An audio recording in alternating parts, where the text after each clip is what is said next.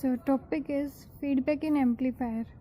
अब feedback in amplifier का मतलब क्या है? जैसे जो भी हम एम्पलीफायर यूज़ करते हैं, एम्पलीफायर बेसिकली किसके लिए यूज़ करते हैं? एम्पलीफाई करने के लिए। अब चाहे आप वोल्टेज को करो, करंट को करो या पावर को करो, किसी भी चीज़ को एम्पलीफाई करो, उसके लिए हम किसका यूज़ करते हैं? एम्पलीफायर का। अब अगर उनके अंदर आप फीडबैक दे देते हो तो फीडबैक का क्या मतलब है? When a fraction of the output of amplifier, यानी कि आपके एम्पलीफायर की आउटपुट का एक पार्ट अगर आप दोबारा से इनपुट सर्किट के अंदर दे देते हो तो उसको बोलते हैं फीडबैक। मान लेते हैं जैसे ये हमारा एम्पलीफायर था भाई, इसको हमने कोई इनपुट सप्लाई की, उसकी वजह से हमें आउटपुट मिली। अब ये आउटपुट दोबारा से आप किसी फीडबैक सोर्स की वजह से दोबारा से इसके अंदर एज एन इनपुट सप्लाई कर देते हो तो इसको हम क्या बोलेंगे? ये पूरा एम्पलीफायर का सर्किट फिर हमारा क्या बन जाएगा? Feedback amplifier. बेसिकली जो फीडबैक एम्पलीफायर होता है इसमें हमारा सर्किट आउटपुट के ऊपर थोड़ा डिपेंड कर जाता है। क्यों? क्योंकि वो आउटपुट के अकॉर्डिंग वैल्यू देगा, क्योंकि आउटपुट अब क्या बन चुके हैं? इनपुट। और ये कंट्रोल करने के लिए भी हेल्प करता है। आप सर्किट को ईजिली कंट्रोल कर पाते हो क्योंकि जो भी आउटपुट है उसके अकॉर्डिंग आपको जितनी भी नेक्स्ट आउटपुट चाहिए आप उतना फ्रैक्शन सप्लाई करो ना। इनपुट आपके हाथ में है, उसके अकॉर्डिंग फिर आपको क्या मिलेगी? आउटपुट मिलेगी। तो अगर हमारा फीडबैक का सिग्नल सिंपली हमारा आउटपुट वोल्टेज के प्रोपोर्शनल है तो उसको बोलते हैं वोल्टेज फीडबैक एम्पलीफायर। एंड अगर वो करंट के इक्विवेलेंट है तो उसको बोलते हैं current feedback amplifier. Voltage and current का थोड़ा सा ब्रीफ में करते हैं, अभी के लिए इतना ही, क्योंकि ये टॉपिक थोड़ा इनलार्ज है, डायरेक्ट पूछा जाता है तो उनको अच्छे से करना बनता है।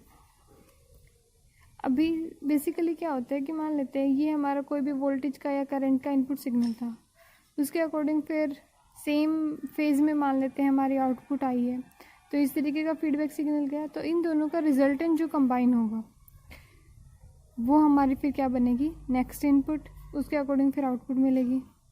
और फीडबैक एम्पलीफायर के दो पार्ट्स होते हैं, एक तो खुद एम्पलीफायर प्लस सेकंड फीडबैक जो उसके आउटपुट को दोबारा से इनपुट में सप्लाई करेगा। फिर बात आती है फीडबैक कितने टाइप्स के होते हैं। फीडबैक हमारे दो टाइप्स के होते हैं, एक तो पॉजिटिव फीडबैक, एक नेगेटिव फीडबैक। अब पॉजिटिव फीडबैक बिल्कुल सिंपल सी बात है, मतलब फीडबैक है ही बहुत ईजी एक्चुअली, कि अगर आप जो भी इनपुट सप्लाई कर रहे हो, मान लेते हैं ये इनपुट सप्लाई किए, नेक्स्ट जो आपका फीडबैक आ रहा है अगर वो उसी फेज़ में है, यानी कि जैसा जितने एंगल पे ये था उतने एंगल पे ये है, फेज़ का कोई डिफरेंस नहीं है, पैरेलल है दोनों के फेज़, या फिर बोल सकते हैं कि ज़ीरो फेज़ डिफरेंस है, तो उसको बोलेंगे पॉजिटिव फीडबैक। पॉजिटिव फीडबैक से क्या होता है? गेन इंक्रीज़ होता है एम्पलीफायर का, मतलब आपकी आउटपुट फिर और ज़्यादा बड़ी मिलेगी। एग्जाम्पल के लिए ये समझ सकते हैं कि जैसे ये हमारा इनपुट सिग्नल था एंड ये हमारी फीडबैक थी, इसकी वजह से हमें और हाई एम्पलीट्यूड का रिजल्टेंट मिला, तो ये हमारा क्या है? This is our positive feedback. तो पॉजिटिव फीडबैक की वजह से हमें सिग्नल क्या मिला? और ज़्यादा एम्पलीफाई। बट क्योंकि इसमें अब एम्पलीट्यूड ज़्यादा बढ़ेगा तो डिस्टोर्शन और इंस्टेबिलिटी भी ज़्यादा बढ़ जाती है, तो इसको यूज़ यहाँ पे बेसिकली कम करते हैं। ऑसिलेटर्स के अंदर ज़्यादा यूज़ करते हैं पॉजिटिव फीडबैक का। नेक्स्ट आता है negative feedback. Negative feedback obviously इसका उल्टा, कि जो वो फेज़ में ना हो, एंटी फेज़ हो, आउट ऑफ फेज़ हो। सिग्नल आपका साइन वेव था एंड फीडबैक आपका क्या? कोस वेव हो गया, तो एक दूसरे के एंटी हैं फीडबैक में, तो इनको क्या बोलेंगे? नेगेटिव फीडबैक या डीजेनरेटिव फीडबैक। लेकिन नेगेटिव फीडबैक की हमारे एम्पलीफायर के अंदर बहुत ज़्यादा बेनिफिट्स है। क्यों?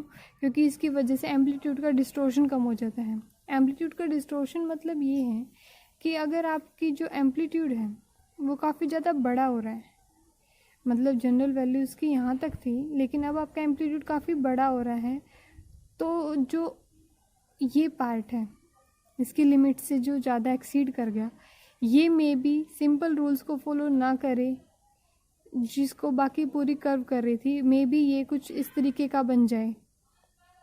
ये किसी भी तरीके से टिल्ट हो सकता है, किसी भी तरीके से चेंज हो सकता है, बट मतलब एग्जैक्टली सेम रूल्स को फॉलो नहीं करेगा जो कि बाकी कर्व कर रही थी।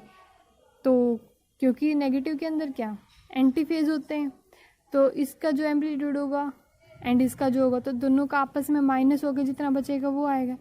तो ऑब्वियसली ये उस लिमिट को एक्सीड नहीं करेगा। तो नेगेटिव फीडबैक के अंदर एम्पलीट्यूड का डिस्टोर्शन नहीं होता, फ्रीक्वेंसी एंड फेज का डिस्टोर्शन भी नहीं होता। सेम रूल्स यहाँ पे जो एम्पलीट्यूड के लिए वैलिड थे वही रूल्स फ्रीक्वेंसी एंड फेज के लिए हैं। नॉइज़ को कम कर देता है, क्योंकि मतलब मेन बात ये है कि सारी की सारी प्रॉब्लम्स आप जितना ज़्यादा सिग्नल को एम्पलीफाई करोगे उतनी ज़्यादा प्रॉब्लम्स, उतना ज़्यादा डिस्टोर्शन तरह तरह का बढ़ता जाता है। तो नेगेटिव फीडबैक की वजह से आपका एम्पलीट्यूड का डिस्टोर्शन भी कम हो जाता है, फ्रीक्वेंसी फेज का भी, इवन नॉइज़ भी, एंड आपकी स्टेबिलिटी इंक्रीज़ होती है सिग्नल की, आपकी गेन की स्टेबिलिटी, एंड ये आपके इनपुट एंड आउटपुट को भी इम्प्रूव करता है, बैंडविड्थ भी इंक्रीज़ होती है। तो काफ़ी सारे बेनिफिट्स होते हैं हमारे नेगेटिव फीडबैक के। नेगेटिव फीडबैक इम्पोर्टेंट है तो इसको अलग से करते हैं।